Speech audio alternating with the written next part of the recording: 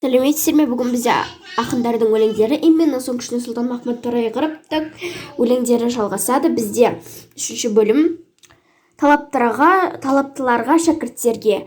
Мілеттің кел майданға, дерті бар, дәрмені жоқ ғаріптары. Оқыған жастарының арқасында көз ашты көрші жұрттың халықтары. Көрдің бе мілеттіңді ұйқы басқан, тебіренбей жер қозғалып жарылса аспан. Ойлайық бәрімізде міллет қамын, бірігіп ынтымақтан еш қалмастан. Міллетке бек зор үміт шәкірт халқы, ат болса да біздерде жоқ қой қалпы. Шабыстық көрінгеннің етегіне бір бақас жаттап алып шала шарпы. Киіміз пәнді оқу арам дедік, хашия жаттап жұмаққа барам дедік. Бұрынғы тақыр талас қалпымыз да атаның жолын қуып қалам дедік.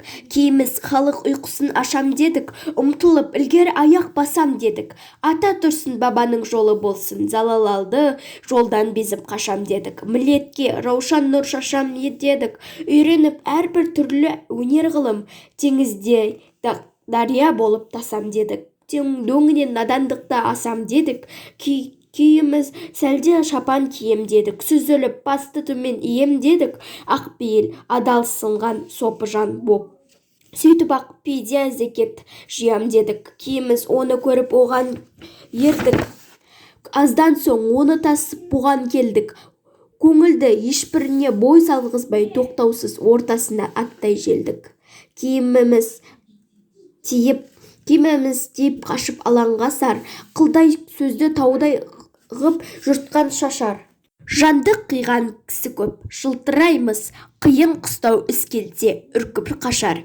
Білеміз ынтымақсыз іс оңбайды, тартынып шошілеткен кісі оңбайды.